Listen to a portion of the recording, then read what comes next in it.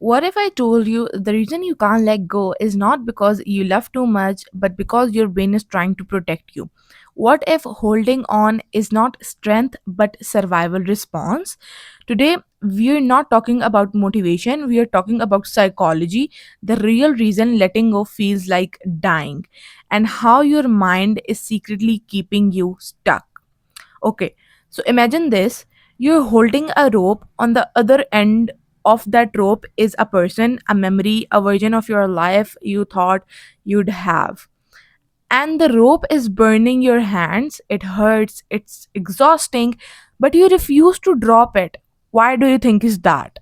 Because your brain is whispering, if you let go, you lose everything. But here's what psychology says, that you are not afraid of losing the person, you are afraid of losing the identity you built around them.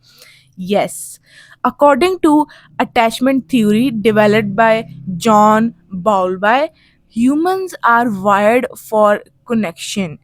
When we bond with someone, our brain literally treats them like safety. They become part of our new nervous system. That's why when they leave, your body reacts like you're in danger. Your heart aches, you overthink, you replay memories, you crave them like an addiction, because neurologically it is actually one. Study shows romantic rejection activates the same brain regains as physical pain. So when you say this hurts so much, you're not being dramatic, your brain is going through withdrawal. And here's the twist, your mind would rather keep something familiar and painful than face something unfamiliar and uncertain. So you tell yourself, maybe they'll change, maybe I can fix this, maybe if I try harder, but psychology calls this something else. It called loss aversion. Yes, loss aversion. Loss aversion means the pain of losing something is psychologically twist as powerful as the pleasure of gaining something new. Read that again in your mind, twice as powerful. So, even if the relationship was not healthy, even if the opportunity was not aligned, even if that version of you was shrinking, your brain screamed, don't lose it. Not because it was good, but because losing feels worse than staying stuck. That's not love, that's cognitive bias. So, it goes deeper. You're not just letting go of a person, you're letting go of the future you imagined, the conversation that never happened, the version of yourself that existed with them.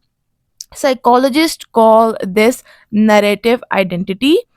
We build stories about who we are, like I am the one who fights for love, I am the loyal one, I am the one who does not quit. So when it's time to let go, it feels like you're betraying your own character. But here's the truth, sometimes growth requires rewriting the story, not because you failed, but because you evolved. So, letting go is not emotional weakness, it's emotional regulation. It's your prefrontal cortex, the part of your rational brain, choosing long term peace over short term comfort. And that takes strength. I'm telling you, that takes strength, because your amygdala, the fear center, is big begging you to hold on. It wants safety, it wants familiarity, it wants predictable pain, but healing lives in uncertainty. So think of it like standing in front of a closed door. You keep talking, you keep waiting, you keep checking if it might open again. Meanwhile, behind you, there is another door. There are others' door, but you can't see them because you refuse to turn around. Psychology call this attentional bias, where you focus goes, your emotional energy follows. If your attention is glued to what left, you miss what arriving. So here's the uncomfortable truth. Sometimes you don't miss the person, you miss how they made you feel about yourself, chosen, validated, wanted, and when they leave, your self-worth leave with them. But that means you out. stores your value, and letting go is taking it back. So, how to actually let go? Not motivational quote, not pretending you don't care, real psychology steps. Step 1, allow the grief. Suppressing emotions strengthen its. Research shows emotional avoidance increase anxiety. Feel it, name it, say it. Step 2 is challenge cognitive disorders. Are you romanticizing the past, ignoring red flags, rewriting history? Your brain edits memories to reduce discomfort. Be honest. Step 3 is rebuild identity. If they were part of your routine, create new routines. If they were part of your goals, set new goals. Your brain needs replacement patterns, otherwise, it defaults back to the familiar. Letting go is not deleting memories, it's removing emotional dependency. It says, I can survive without this.